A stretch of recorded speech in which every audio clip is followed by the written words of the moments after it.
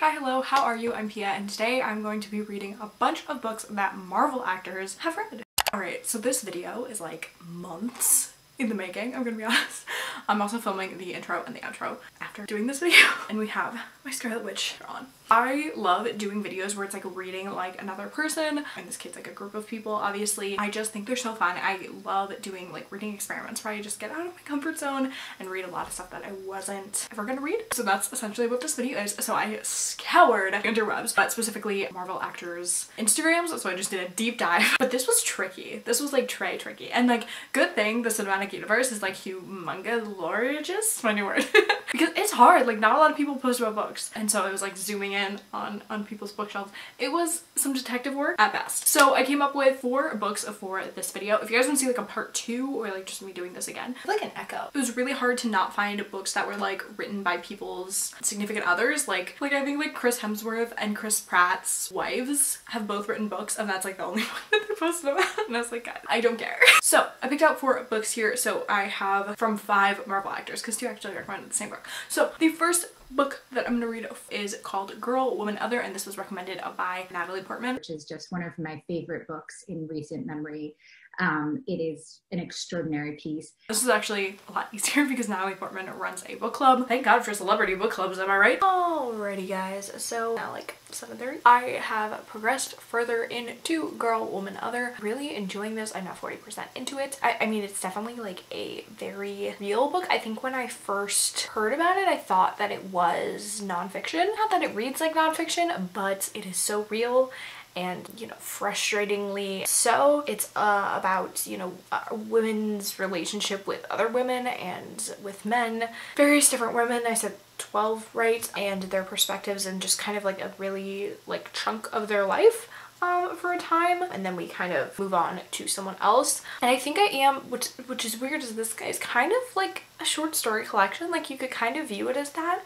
And I really don't like short story collections. I find that I don't have enough time with characters to really understand them, and I don't generally get a lot out of short story collections. They actually tend to be things that I really try not to read. But this is kind of like that. I don't think you would call it that, but because they are like so intertwined, you know, like it's this person's daughter and this person's best friend and this person's student. So like it does kind of like just kind of jump around, and it feels, yeah, like I said, like almost like a anthology or something like that, which is really interesting. And I'm really enjoying how it's told, and the different voices I feel like are really distinct, so it's not really confusing with whose point of view you're in. Although it stays in third person, it is just like focusing on one character for a few chapters and then moving on. It's like definitely really sad and probably could be hard to read for at times, and for some people. I just want one time to go to the gym and be able to work out. Hi, it's Pia. My spin class was canceled. I'm annoyed. To be fair, they did email me like an hour before class, but I didn't see it. However, still upset. I could go to the gym. I don't really like going to the gym. Mindset, and I don't have a podcast to listen to. This is not related to reading, and you really didn't need to know for the vlog. And they canceled tomorrow's. Guys! I keep forgetting to change my camera battery. I'm here to update. Not that I went to the gym, because I didn't. I watched 10 Things I Hate About You in my 10 Things I Hate About You sweatshirt, but I did also finish Girl, Woman, Other. I ended up giving this about 4 out of 5 stars. I think there's something that just didn't like click with me about the book. I did like that these, oh, there were so many stories, but that they were all connected, but I feel like there were just so many that it almost like lost me. It was a little bit like too much. Like I feel like you could have had less characters and just like spend more time with them, but I did really enjoy, like I loved how they were intertwined. I loved all the different identities. They were so different as far as characters go, you know, their backgrounds and their personalities and things like that. But I do feel like 12 is just kind of a lot to grasp, but I did really like the end and how it kind of came together, and I thought that was sweet. But yeah, so 4 out of 5 stars. I'm now going to read Homebody. I miss the days my friends knew every mundane detail about my life, and I knew every ordinary detail about theirs.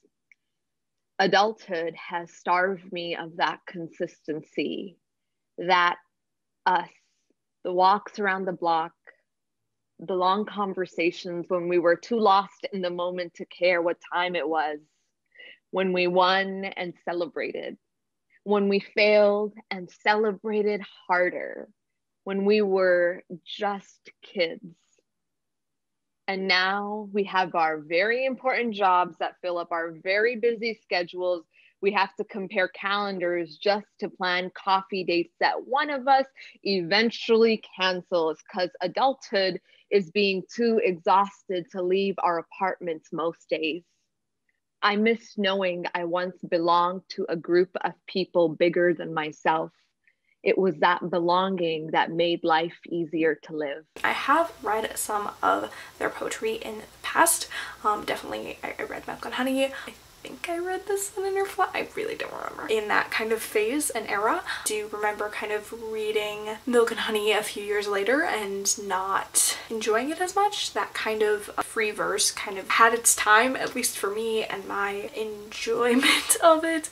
And then it kind of was over it. I am very picky with poetry. I'm not a huge poetry reader, so I am very kind of selective in what I choose to read, but I am excited. Obviously this has like a different style cover, so I feel like it might be a different style of poetry collection. And I did just read a poetry collection that I did enjoy by a different author, but unrelated. This is obviously super short, so I'm going to go read that now and let you know what I think. Alrighty, if you can hear my upstairs neighbors playing music, I really hope you can. Okay, so I did just finish Homebody. It's like only a little bit later because this is really fast to read. I'm trying to have better kind of backgrounds, and I understand you probably don't want to see like my clothes hanging and stuff. I'm trying.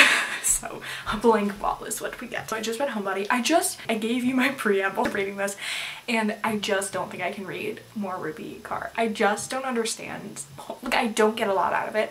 I totally agree with what she's saying, you know, about women empowerment, about feminism, about self-love and self-care, about mental health, about assault and abuse.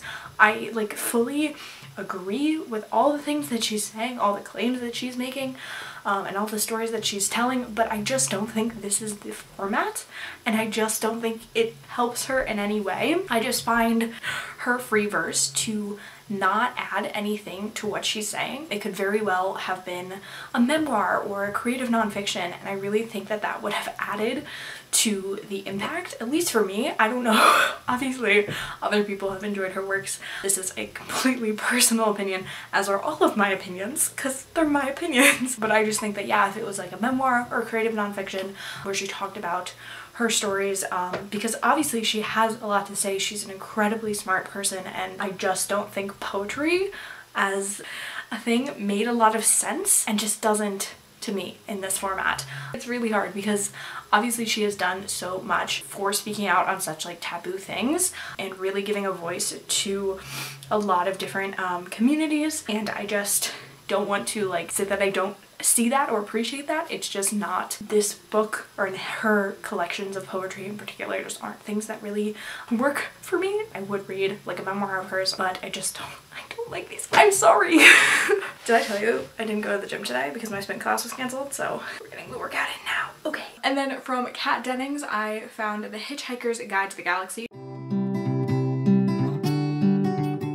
She actually has a photo holding up, I think, like the entire like series like edition. What is it called? Like a bind up of the whole series. I'm only gonna read the first book because this is not a video about that. The next book I'm gonna pick up is The Hitchhiker's Guide, to have a different sort of thing to read. I'm actually really excited about this one. I have like no idea what it's going to entail, so I will update you more on that, not tonight because I'm going to sleep, but tomorrow. Alrighty, I took the day off yesterday. Oh, timber. Okay. All my notebooks are falling. So I took the day off yesterday. I decided to have a PIA day. It's something I've talked about, I feel like, a lot. Maybe I just talk about it like with my family and like my therapist. I think I chose to kind of have a day to myself to go out and kind of not be accountable really for anything. But I did do other stuff besides going out yesterday. I mean, like I went to the gym and I did read, and I have a reading update for you. That was like really important for me. I am coming at you wearing my Scarlet Witch sweatshirt. I was putting this on today and I was like, oh my god, I'm literally doing a Marvel video. I forgot when I was reading these books. Oh, she's insane. Anyway, so I ended up finishing The Hitchhiker's Guide to the Galaxy. Is that what it's called? Okay, I moved the camera because I didn't like the angle. Anyways, when I was reading this, I thought this would be a sci-fi that would kind of just start going over my head. Just because I don't read a lot of sci-fi and I'm not used to how they're paced and how they talk with all like the science fiction jargon and stuff like that. It's just not something I read a lot, so I wasn't well versed in it. So I was kind of worried for the first part of this. And there was a certain point where I just kind of let it happen, and I just kind of went with like the silliness of the story and like the fun ride that it was, because it was a really like fun and kind of funny book. It's really short. I know it's a series, and I definitely feel like it's a very incomplete kind of book because it is so short and it just like ends and you're like, where do we go from here? But I guess I could give you a synopsis. Would that be helpful?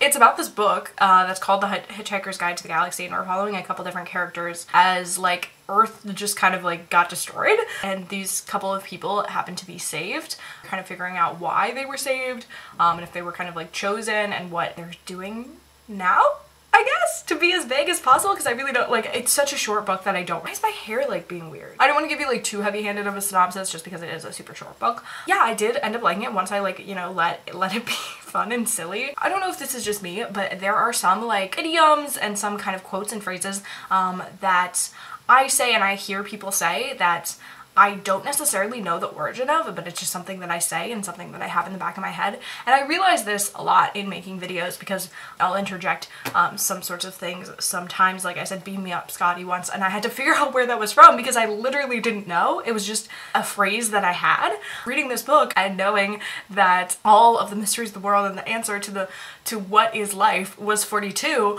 was in the back of my head. Like I knew that and somehow like had talked about that in school, and like when people as a kid would ask, you know, like, what does that mean? I was like 42, but I had no idea where this reference was from. So reading that was like kind of like clicked something in my brain, and it was kind of really funny because I don't think I watched this movie at all, and literally like I have a distinct memory of like in elementary school knowing that the answer to life was 42, or the meaning of life was 42, which is kind of insane, and it's from this book. What? Okay, anyway. But yeah, I ended up giving like 3 out of 5 stars. I might look into the other like sequels and stuff. Like I said, it is short and I was having a good time reading it, so I would consider reading the other ones. Yeah, I mean, it didn't like change my life or anything, but I think it was definitely like fun and enjoyable. All right, next up and last up, we have got The Subtle Art of Not Giving a Fuck.